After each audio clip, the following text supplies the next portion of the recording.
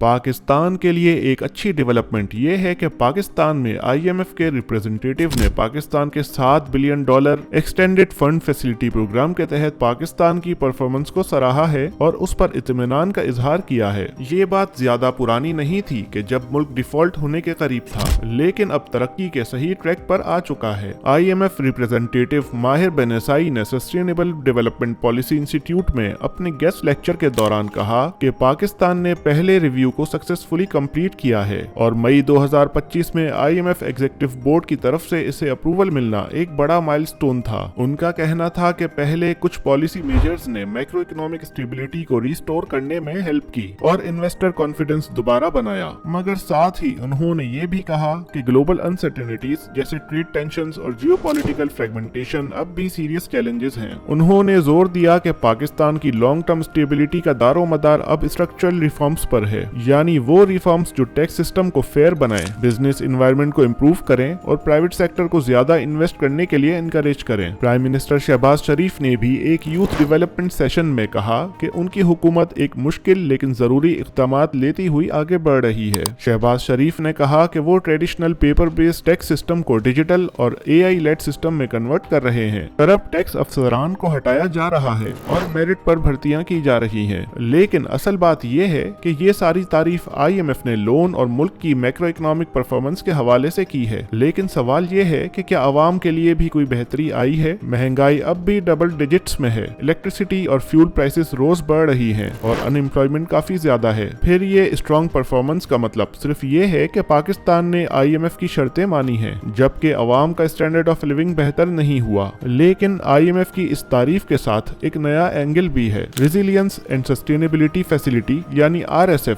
ये एक अलग $1.3 बिलियन का क्लाइमेट फोकस्ड लोन है, जिसका मकसद पाकिस्तान के क्लाइमेट रिफॉर्म्स को सपोर्ट करना है। IMF रिप्रेजेंटेटिव माहिर बेनसाई ने बताया कि इस फैसिलिटी के जरिए ग्रीन इन्वेस्टमेंट पर काम किया जा सकता है, कुदरती आफात से निपटने की काबिलियत बेहतर हो सकती है और पानी को जखीरा करने की सलाहियत बेहतर की जा सकती है। ये तो सब आइडियल दिखने वाले प्लान्स हैं, लेकिन पाकिस्तान में इम्प्लीमेंटेशन कभी भी इतनी आसान नहीं होती। ये भी बताया गया कि सप्लीमेंट्री ग्रांट्स का ऑप्शन खत्म हो गया है, बजट से ज्यादा खर्च करने की इजाजत नहीं होगी। मतलब ये कि पॉलिटिकल गवर्नमेंट के हाथ बांधे जा रहे हैं और एक टाइट फिस्कल लीश IMF के हाथ में है। और इस इकोनॉमिक प्रेस के पीछे एक सियासी पहलू भी है। IMF की ये पॉजिटिव टोन शहबाज शरीफ की हुकूमत के लिए एक बहुत बड़ा डिप्लोमेटिक विन है। इंटरनेशनल स्टेज पर यह मैसेज गया कि पाकिस्तान दुरुस्त सिमत पर जा रहा है, लेकिन क्या ये स्टेबिलिटी ग्राउंड लेवल पर भी नजर आ रही है? अवाम अब भी बढ़ते हुए बिल भरने के लिए परेशान है और आमदनी के जराए और जॉब मार्केट का हाल काफी बुरा है।